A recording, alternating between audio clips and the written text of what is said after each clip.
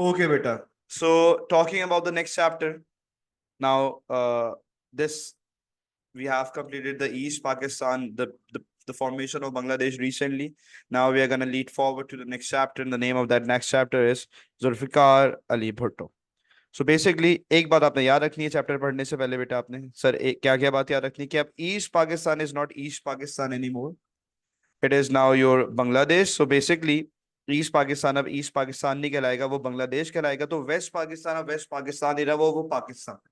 एक फंडामेंटल तो आपको ये बात याद रहनी चाहिए, एक छोटी सी बात कि यार अब ईस्ट पाकिस्तान जो है वो आपके लिए ईस्ट पाकिस्तान नहीं रहा है, और वेस्ट पाकिस्तान आपके लिए जो है वो बांग्लादेश, वेस्ट पाकिस्तान आपके लिए पाकिस्तान बन चुका है. वो वेस्ट पाकिस्तान कहने की कोई लॉजिक नहीं है उसको. अब अगला जो बेटा पावर में वेस्ट पाकिस्तान में जो लीड करते हैं वाकई वो करते हैं जुल्फिकार अली भुट्टो. सर क्यों लीड करते हैं, वजह क्या होती है? ऑब्वियसली बात है बच्चे, पहले एक बहुत बेसिक रीजन दे रहा हूँ, फिर 7 मार्क्स का क्वेश्चन करवाऊंगा. बेसिक रीजन यही होती है बच्चे आपकी कि ऑब्वियसली वेस्ट पाकिस्तान जो है वो आपका यहाँ पे Zulfikar Ali Bhutto have won the elections. उन्होंने क्या किए होते बच्चे, ही वॉन द इलेक्शंस, उन्होंने इलेक्शंस जीते होते बेटा आपके. क्योंकि उन्होंने इलेक्शंस जीते होते, so it was very casual, it was very natural कि उन्होंने ही अब पावर में क्या करना है बच्चे आपका, उन्होंने पावर में आना है. तो आप ये बोलोगे as he had won the elections, so वो पावर में आपके आ जाते हैं. अच्छा सुनो बेटा, आफ्टर कमिंग इनटू पावर, जैसे ही बच्चे वो आपके पावर में आते हैं तो वॉन द इलेक्शंस अगर आपको याद नहीं आया तो याद कर लो बच्चे के दो इलेक्शंस ना दो जगह पे होते हैं, एक होते ईस्ट पाकिस्तान, एक वेस्ट पाकिस्तान. ईस्ट पाकिस्तान तो अब रहा नहीं है. वेस्ट पाकिस्तान में अगर आपको याद हो बच्चे आपका, तो वेस्ट पाकिस्तान में भुट्टो ने जो है वो लीड किया था बच्चे आपका. Bhutto won over the seats. Bhutto आपके मेजर सीट्स जो वो क्या कर जाते हैं बच्चे आपका, ही वॉन वॉन दो seats at that time period, अगर आपको थोड़ा बहुत याद है तो. सो अब बेसिकली मेरे साथ बेटे आपने जुल्फिकार अली भुट्टो के बारे में जो है वो बात कवर करनी कि उन्होंने आते साथ क्या काम किया. बेटा जुल्फिकार अली भुट्टो बनते हैं आते साथ, पहले वो बनते हैं प्रेसिडेंट, ठीक है, क्योंकि उस टाइम पीरियड पे. और फिलहाल याया खान बिल्कुल बैक ऑफ चले जाते हैं बच्चे आपका. अभी ना पाकिस्तान कोई सर्टेन सिचुएशन में नहीं है, कॉन्स्टिट्यूशन भी नहीं है, लेकिन मार्शल लॉ भी हट चुका है. और भुट्टो क्या बन गया, भुट्टो प्रेसिडेंट भी बन चुके हैं, और भुट्टो CMLA भी बन चुके हैं. याद करो CMLA कौन होता है, जल्दी से बताओ. What is the full form of CMLA, और होता कौन है, दोनों बातें बताओ. CMLA कौन होता है बेटा? Chief marshal law administrator. Chief marshal law administrator. और चीफ मार्शल लॉ एडमिनिस्ट्रेटर हमेशा कौन होता है बच्चे आपका, वो आर्मी चीफ का, जो आर्मी का हेड होता है. लेकिन यहाँ पे तो सर ये आर्मी के हेड कब थे, तो ही वॉज बेसिकली, आप बोलो Bhutto was the first civilian. Civilian का मकसद होता है बच्चे आपका जो एक नॉन आर्मी बैकग्राउंड से होते हैं. तो फिलहाल CMLA बन गए कौन, मतलब पाकिस्तान मार्शल लॉ की कंडीशन में ही है. लेकिन अजीब सी बात देखो, मार्शल लॉ में कोई प्रॉपर लॉ तो नहीं होता ना, तो अजीब सी बात ये देखी गई कि भुट्टो CMLA बन चुके हैं, भुट्टो लीड कर रहे हैं फिलहाल मार्शल लॉ को, जब तक पाकिस्तान में दोबारा से कॉन्स्टिट्यूशन नहीं आता है. और भुट्टो ही प्रेसिडेंट है बच्चे आपके, and he is controlling the power, he is basically controlling all the power over here. और वो जो है बेटा यहाँ पे बेसिकली याया खान ने रिजाइन कर दिया था. आप बोलोगे याया खान ने क्या कर दिया था, रेजिग्नेशन फ्रॉम याया खान ने गवर्नमेंट से रिजाइन कर दिया था. Obviously it was very clear. आपको पता है यार, याया खान इस पोजीशन में नहीं थे कि वो फेस करते पब्लिक को. गवर्नमेंट करना तो बहुत दूर की बात है, वो पब्लिक को फेस करने की पोजीशन में रहते बच्चे. याया खान कैसे पब्लिक के सामने जाएंगे और जाके बोलेंगे कि मैंने 90,000 सोल्जर्स को कैप्चर करा दिया? वो कैसे ही जाके बोलेंगे पब्लिक के सामने कि मैंने जो है वो ईस्ट पाकिस्तान को बांग्लादेश बना दिया? He was not in a position. तो लीड करना तो बहुत दूर की बात है, वो तो पब्लिक के पास भी नहीं जा सकते. तो उन्होंने फौरन रिजाइन किया, और भुट्टो एक तरह से मार्शल लॉ के एडमिनिस्ट्रेटर बन गए बच्चे आपके, ठीक है.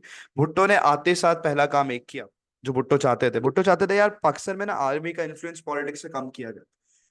भुट्टो चाहते थे कि पाकिस्तान में जो आर्मी का जो एक इन्फ्लुएंस है ना, पॉलिटिकल, आप देखते हो कि आर्मी बार बार पॉलिटिक्स में इंटरवीन करती है, जो उनका काम नहीं है. तो भुट्टो ने जो वो क्या कहा, उसको कहा कि मैं इसको कम करूंगा. सर क्या किया भुट्टो ने उसके लिए, बेटा पहला काम भुट्टो ने जो आते ही साथ किया, आप वो बात कवर अप करोगे, he control the army, controlling of army. उसने कहा मैं आर्मी को अपने कंट्रोल में करूंगा.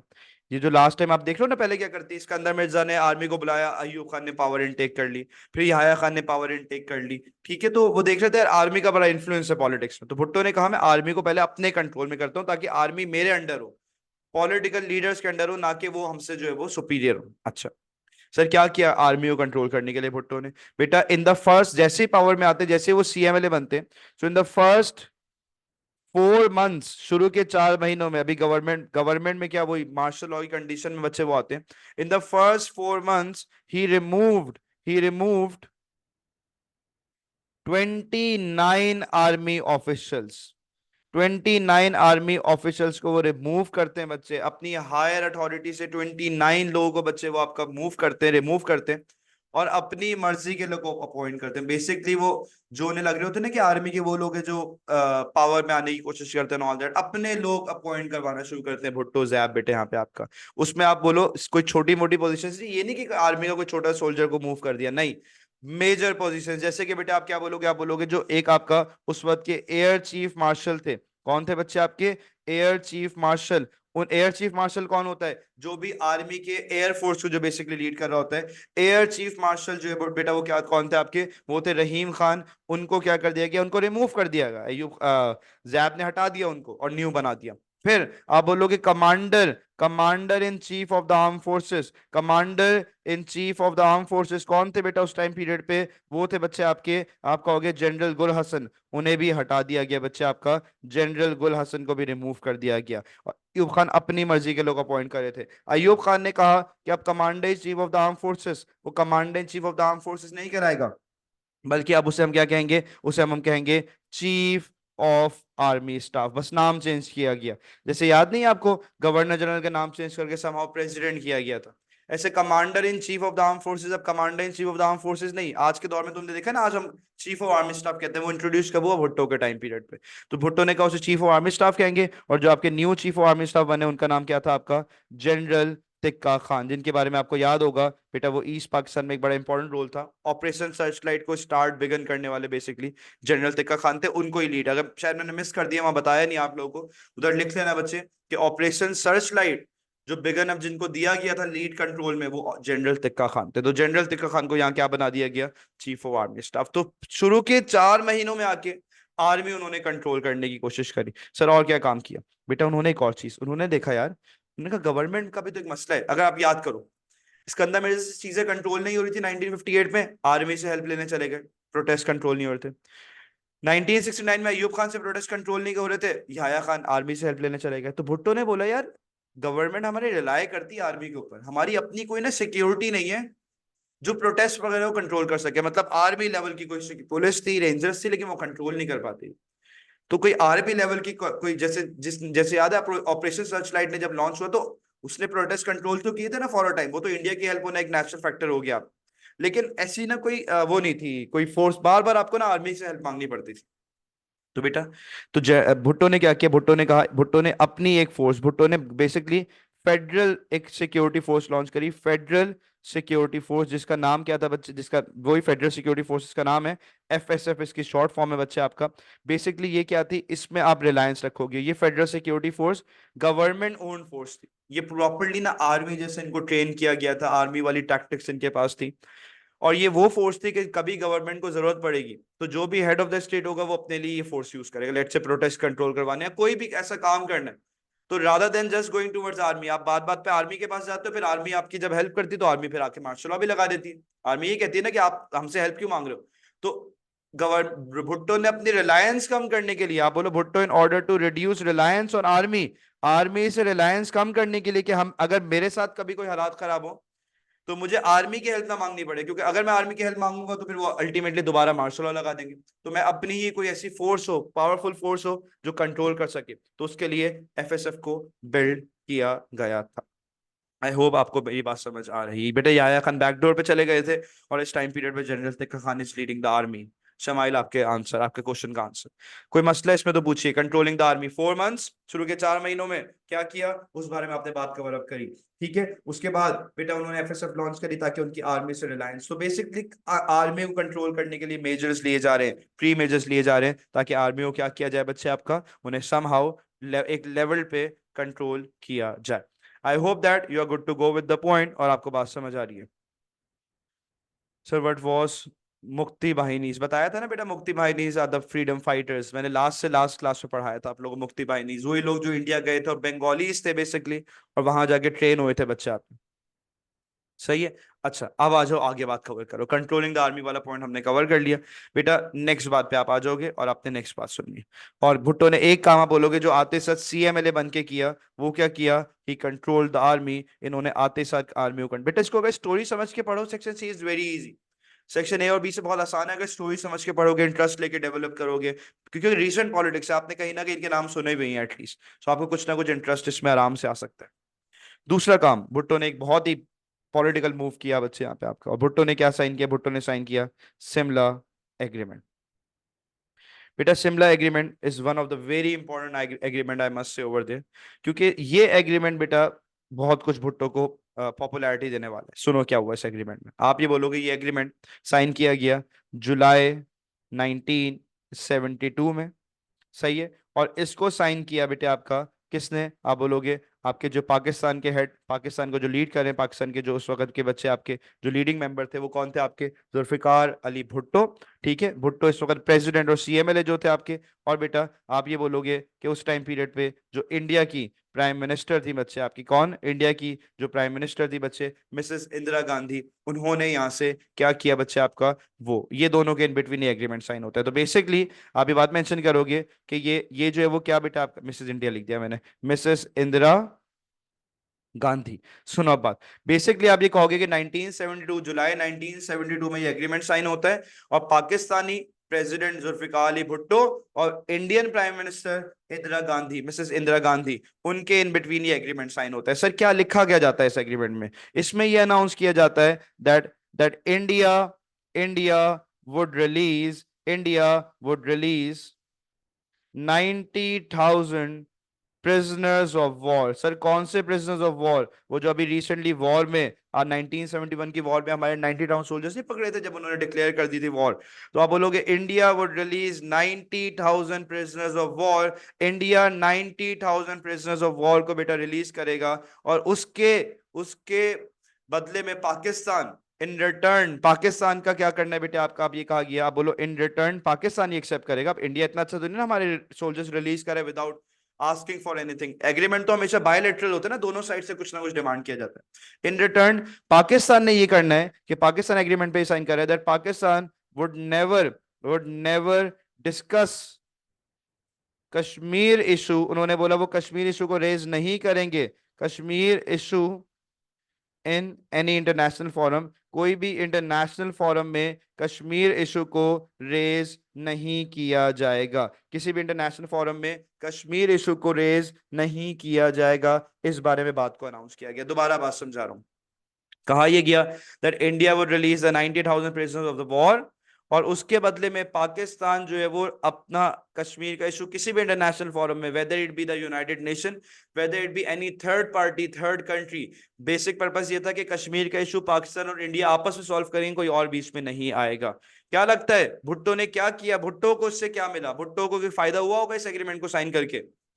बेटा Bhutto became hero in the eyes of the public. आप लिखोगे भुट्टो क्या बन गया अचानक से? Bhutto became hero, Bhutto became hero in the eyes of the public, hero in eyes of Pakistani public. ठीक है सर ऐसा क्यों? और सुनो कुछ भी नहीं बेटा, जरा सोचो। याह्या खान वो थे जो 9,000 सोल्जर्स को कैप्चर करवा के आ रहे थे। अब भुट्टो भुट्टो गए इंडिया और वापसी खाली हाथ नहीं आए बच्चे, अपने साथ 90,000 सोल्जर्स का एग्रीमेंट साइन करके आ रहे।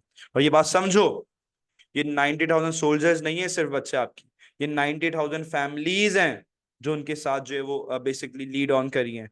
ये 90,000 कौन है बच्चे आपके? ये 90,000 जो है वो उनकी फैमिलीज हैं। 90,000 फैमिलीज नहीं बल्कि ये पूरा पाकिस्तान है जिसका जो जिनका हार्ट जो है वो that that beats with them कि यार ये हमारे सोल्जर्स वापसी आएंगे। तो सिर्फ ये 90,000 सोल्जर्स को वापसी लेके नहीं आए, इन्होंने पूरे पाकिस्तान का, पूरे पाकिस्तान में इनका ओपोनेंट भी होगा उसका भी दिल जीत लिया। कुछ मूव्स ऐसे होते हैं ना कि ओपोनेंट भी तारीफ करता है बच्चे कि हाँ यार भुट्टो गए। किसी ने ये नहीं देखा कि भुट्टो क्या डिस्कस करके आए कश्मीर के बारे में। No one dare to look at that. 90,000 soldiers release करवा के लेके आए, वो तो बन गए हीरो दुनिया पाकिस्तान की आइज में। और आप बोलोगे इन द वर्ल्ड, इंटरनेशनली भी उनके एक रिकग्नाइजेशन हो गया अचानक से। इंटरनेशनली भी लोगों ने उनको क्या कहा बच्चे? एक पीस मेकर कहा। क्योंकि देखो चांसेस थे कि ना अब वॉर होगी बच्चे, समझो बात को। देयर वर चांसेस कि यार पाकिस्तान के ना 9,000 सोल्जर्स पकड़ लिए इंडिया ने, अब ना किसी भी वक्त पाकिस्तान बदला लेने की अटैक कर सकता था। अभी तक कोई पीस एग्रीमेंट साइन नहीं हुआ वॉर के बाद। फिर पाकिस्तान को गुस्सा था हमारे ईस्ट पाकिस्तान में, आपने इंटरवीन किया, तो पाकिस्तान हो सकता था जरा सा अपने आप को स्टेबल करके अटैक कर देता इंडिया पे। तो ऐसे ना बड़ा मुश्किल, जब वॉर के आखिर में पीस एग्रीमेंट साइन नहीं होते ना बच्चे, तो कंट्री लेवल पे ना मसले रहते हैं बच्चे आप। तो आप यहाँ पे कहोगे, आप ये कहोगे कि Bhutto became hero in the eyes of the public और इंटरनेशनली वो एक पीस मेकर बन के बच्चे सामने आते हैं और एक बड़ा ही अपना जो है वो अपने आप को एक अच्छा जो है वो प्रूव करते हैं। That's what you need to understand. इस बारे में आपने बात समझनी है। I hope that that you are getting this point और आपको ये बात भी समझ आ रही है। If you want to ask anything, if you want to understand anything, bache, you are free to do that. Otherwise, I'll move forward.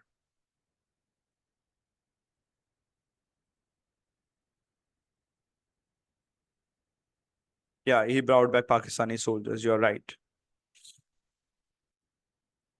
Okay, good, good.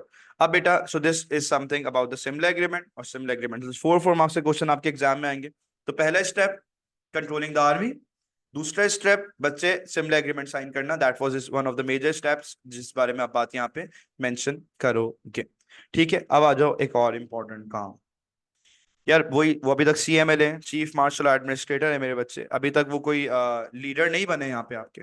तो उन्हें कुछ ना कुछ मतलब बेसिकली वो डेमोक्रेसी नहीं है ये कंट्री में. So it's a very uncertain situation in Pakistan right now. Although he is leading, but he is leading as a civilian CMLA. Sounds very strange. So बेटा उन्होंने लॉन्च किया बच्चे आपको फाइनली 1973 का कॉन्स्टिट्यूशन. आपको अगर याद हो बच्चे तो पाकिस्तान में अभी तक 3 कॉन्स्टिट्यूशन आ चुके हैं. This is the final one. आज तक हम यही फॉलो कर रहे हैं. एक आया था बेटा 1956 में. किसके टाइम पीरियड पे बच्चे आपका? वो आया था सिकंदर मिर्जा ने लॉन्च किया था. उसको 2 साल चला, खत्म हो गया. दूसरा आया 1962 में. किसने लॉन्च किया? अयूब खान ने. अराउंड आपका 1969 तक चला, खत्म हो गया. फिर अब आया बेटे आपका 1973 में. देखते हैं ये कहाँ चलता है. और ये आया बच्चे किसके टाइम पीरियड पे? जुल्फिकार अली भुट्टो के टाइम पीरियड पे. 1973 का कॉन्स्ट थोड़ा सा टेक्निकल है. इसे समझोगे कि तो आगे की पॉलिटिक्स आसान होगी. Be ready, be active for this. थोड़ा सा टेक्निकल हो सकता है, मैं समझा रहा हूं अभी आपको. पहला पॉइंट समझना बच्चे.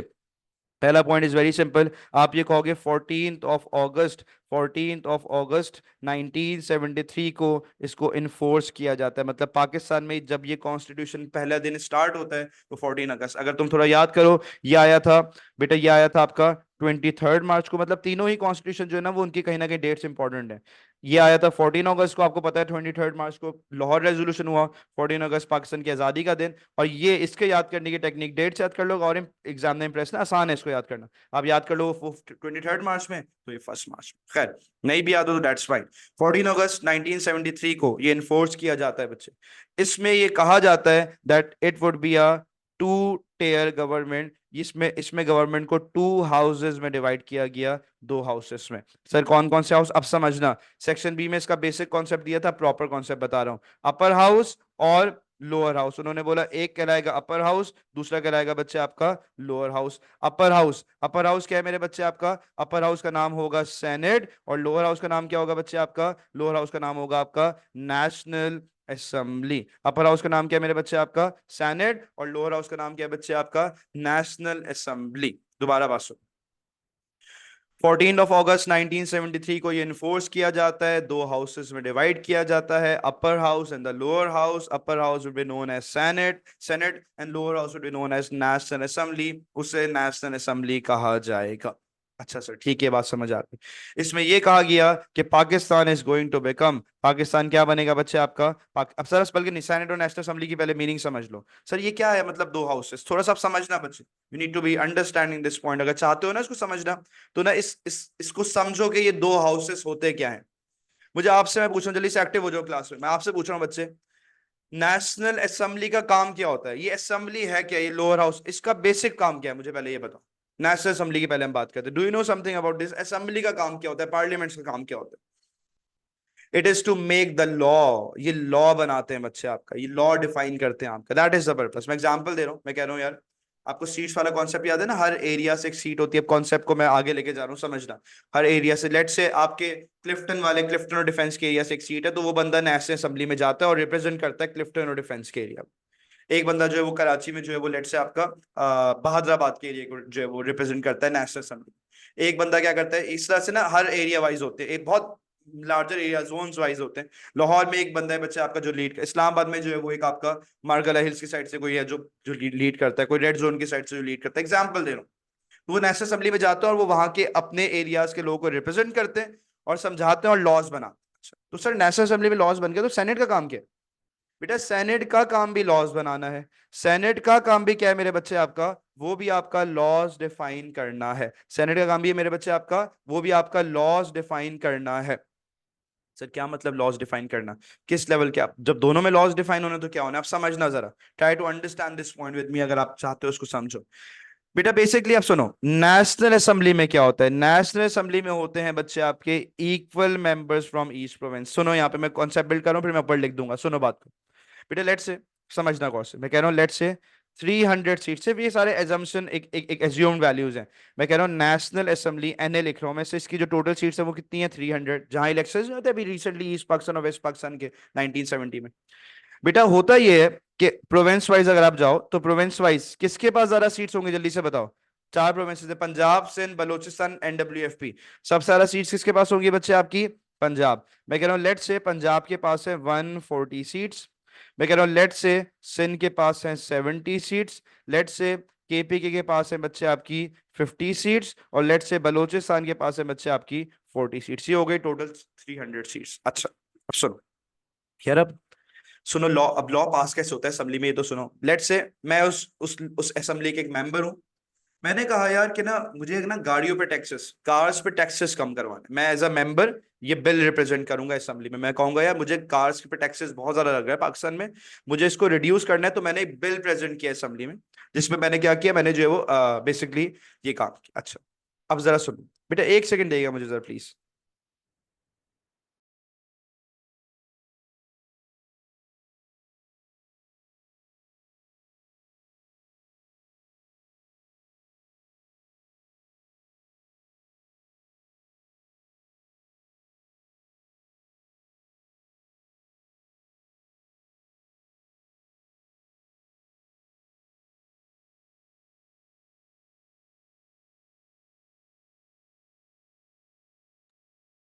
अच्छा बेटा बात समझो, अब सिनेरियो क्या हुआ बेटा, ये पंजाब, ये सिंध, ये केपी और ये बलूचिस्तान में जो ये वाली हमने बात समझी। अब होता ये कि ना पंजाब में सीट ज्यादा है। हाँ मैं बात में करता कि मैंने ना कार के लिए एक वो रिफॉर्म पास किया, रिफॉर्म वो कम करो। लेट से मैं पंजाब से बिलोंग करता था, पंजाब वाले लोगों ने बोला हाँ पास कर दो इसको, ठीक है, सब लोगों ने मिल किया। 140 तो मुझे वोट्स वैसे मिल गए, लॉ पास हो जाएगा अगर 50% लोगों ने मुझे सपोर्ट कर दिया। लेट से और 10 लोगों ने सपोर्ट कर दिया, लॉ पास हो गया। तो यार क्या मैं कह सकता हूँ ऐसा, मुझे आंसर दो ट्रू एंड फॉल्स में, can I say like that कि जो पंजाब चाहेगा वो it is most likely to pass in the parl in the assembly rather than the other provinces. जो पंजाब चाहेगा फिलहाल, अगर सिर्फ नेशनल असेंबली हो, तो it is most likely to pass in the assembly. Yes, Punjab कहता है एक डैम बनाना है, एक डैम बनाना है जो पंजाब में बनाया जाएगा, ठीक है, उससे शायद सिंध को नुकसान हो रहा हो, केपी को नुकसान हो रहा हो, लेकिन पंजाब के लोग बोलेंगे तो ऑब्वियसली वो डैम बनने के चांसेस है, क्योंकि उनकी रिप्रेजेंटेशन ज्यादा है आपकी। अब यार ये तो एक गलत बात हुई ना, ये तो जुल्म हो सकता है दूसरे प्रोविंसेस के साथ जिनकी पॉपुलेशन कम है।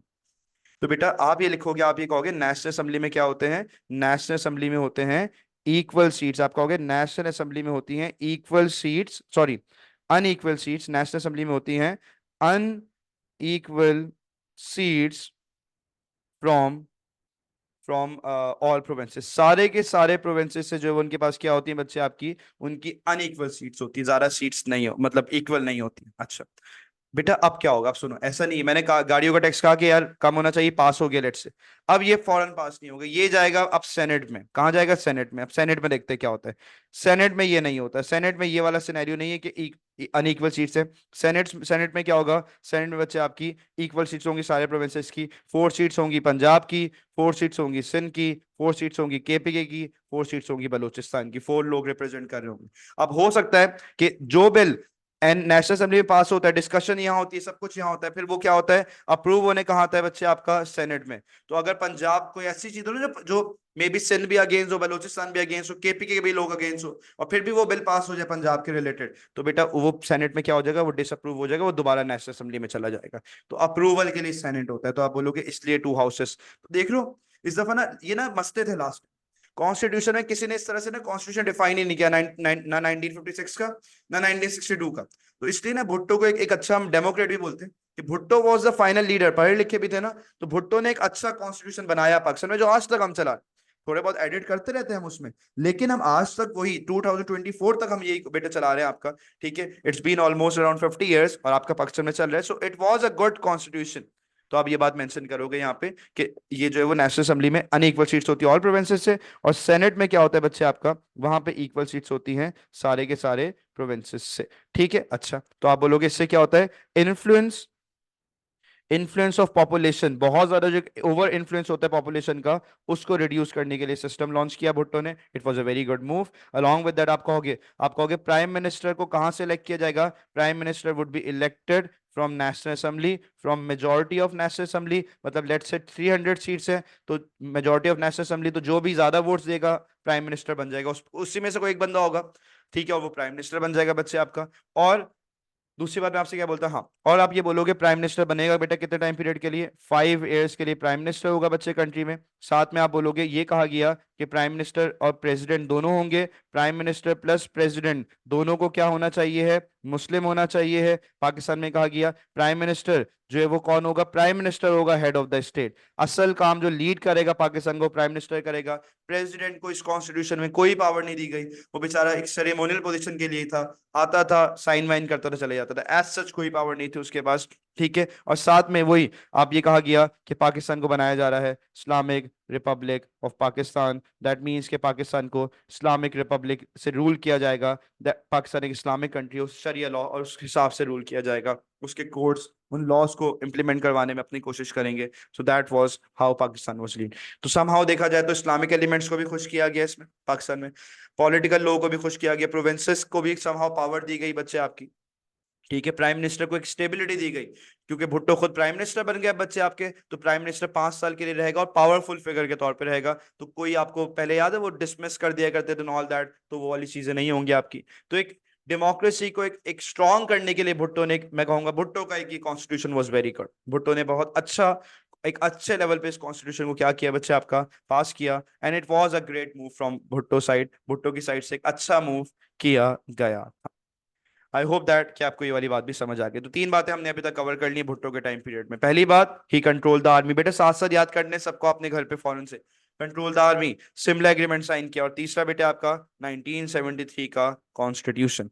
आ जाओ एक बात और मैं आपको कवर अप करवा लूं बच्चे, so that it would be better for you to understand. एक क्वेश्चन और हम कवर करते फिर मैं क्लास को एंड करूंगा। छोटा सा क्वेश्चन है बेटे, फिर रह जाएगा, फिर हमने कल रिफॉर्म्स कवर करने, डाउनफॉल और खत्म करेंगे इस चैप्टर को भी।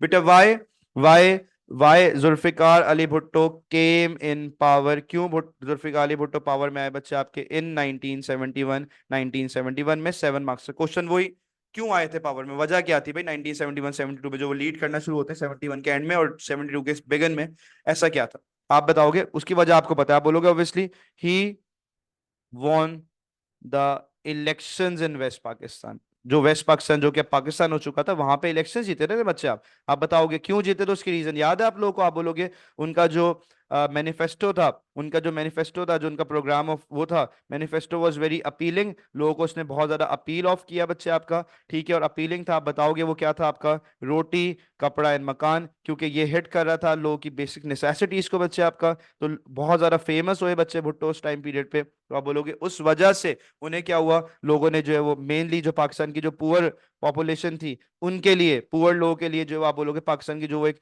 पुअर पॉपुलेशन थी बच्चे, उसको इस स्लोगन ने उसको बहुत ज्यादा बेटा हिट किया बेटे आपका, ठीक है, और वो स्लोगन बहुत फेमस हुआ। और इस वजह से पाकिस्तान के लोगों ने ज्यादातर, आप बोलो वेस्ट पाकिस्तान के लोगों ने भुट्टो को वोट दिया। So for that reason obviously, अब याह्या खान तो पावर में है नहीं, सही है, मुजीबुर रहमान तो ईस्ट पाकिस्तान में है, ठीक है, तो अब देयर वाज नो रीजन, अब एक ही तरीका था कि आप क्या करो, आप भुट्टो को पावर में लेके आ जाओगे, और वही किया गया, ठीक है। अच्छा सर, और क्या वजह बनी? आप फिर बताओगे कि दूसरी वजह जो भुट्टो पावर में आते हैं, जो भुट्टो बेसिकली पावर में आते हैं बच्चे, लीड ऑफ करते हैं, इसको बस ओवरऑल कर लो, पावर में क्यों आए? आप बताओगे बच्चे कि उन्होंने क्या किया, उन्होंने, आप ये लिखोगे, ही कंट्रोल्ड दी आर्मी, ये हम ऑलरेडी कर चुके बात। अब बोलो उन्होंने आते ही साथ, जब वो सीएमएलए बने, प्राइम मिनिस्टर बनने से पहले, प्रॉपरली पावर में आने से पहले, उन्होंने क्या काम किया? उन्होंने आर्मी का इन्फ्लुएंस कम करने की कोशिश करी। आपने पूरा वही पॉइंट मेंशन करना है मेरे बच्चे, कुछ नया ऐड नहीं करना है इसमें। आप क्या मेंशन कर दोगे?